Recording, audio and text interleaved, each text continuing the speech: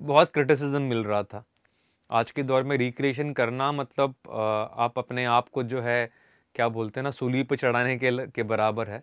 सारे राइट्स उनके पास है और सारे जो ओरिजिनल क्रिएटर्स हैं उनको क्रेडिट भी दिया जाएगा। तो मैं इन बात से मुझे वो बड़ा मॉरली बहुत बात विंडिकेटिव लगी, इसलिए मैंने उसके लिए हामी भी भरी।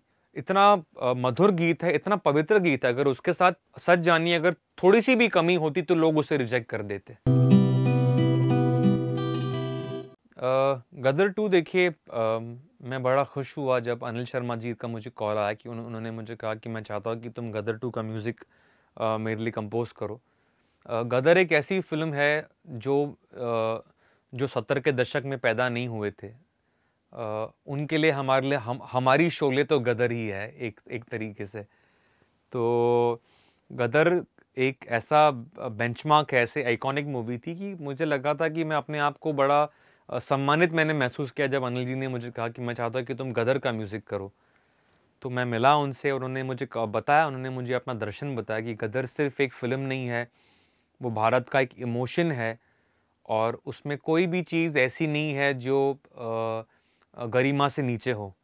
उसके अंदर हर चीज़ जो है, उसके अंदर एक भावना है, उसके अंदर एक दर्जा है, उसके अंदर कोई भी एक सीन भी जो है वो हल्का नहीं है।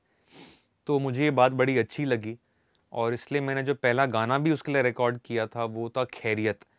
हालांकि मैंने उसमें 2 गाने रिक्रिएट किए। मैं रिक्रिएशन आमतौर से करता नहीं हूँ, लेकिन जब मैंने देखा कि उस फिल्म में जो है वो एक क्रिएटिव रिक्वायरमेंट है। अगर आप गदर 2 की कहानी देखते हैं, अगर आप तारा सिंह की कहानी देखते हैं, तो कोई भी दर्शक मुझसे सहमत होंगे कि वो कहानी जो है वो उड़जा काले कावा के बिना अधूरी कहानी है, क्योंकि वो गीत जो है उस परिवार के भावना का एक हिस्सा है। तो इसलिए मैंने अनिल जी से बिल्कुल मैं सहमत हुआ उनकी बातों से जब उन्होंने मुझे कहा कि सारे राइट्स उनके पास है और सारे जो ओरिजिनल क्रिएटर्स हैं उनको क्रेडिट भी दिया जाएगा।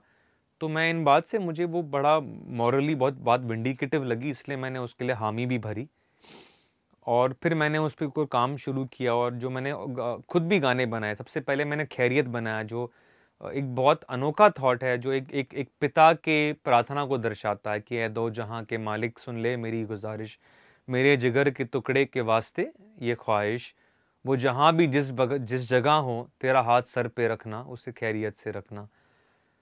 फिर मैंने दिल झूम रिकॉर्ड किया जो बहुत चर्चित हुआ और सबसे जो खास गाना है चल तेरे इश्क में पड़ जाते हैं, जो मुझे लगता है एक जो कव्वाली का जो एक जॉनर है जो हिंदी फिल्म के इतिहास में हमेशा रहा है, जो कहीं ना कहीं गुम हो गया था। मुझे लगता है कि वो जॉनर मैंने रिकॉर्ड किया और लोगों ने उसे बहुत पसंद किया और जो रिक्रिएशंस भी हुए, मुझे लगता है कि एक ऐसे टाइम पे रिक्रिएशन वो आया जब रिक्रिएशंस को जो है बहुत क्रिटिसिज्म मिल रहा था। आज के दौर में रिक्रिएशन करना मतलब आप अपने आप को जो है क्या बोलते हैं ना, सूली पे चढ़ाने के बराबर है। लेकिन मेरे अंदर वो हौसला था क्योंकि मेरे दिल में सम्मान था। कोई कुछ भी कहे, मैंने बड़े सम्मान पूर्वक तरीके से उन गानों को रिक्रिएट किया। उनकी आत्मा को मैंने कहीं कहीं पर भी कॉम्प्रोमाइज़ नहीं किया। जो ओरिजिनल क्रिएटर्स थे, जैसे उन्होंने उदित जी को गवाया था, तो ये मेरी पहली शर्त थी कि मैं गाने जो है उसी सिंगर से गवाऊंगा जिन्होंने ओरिजिनल गाया है।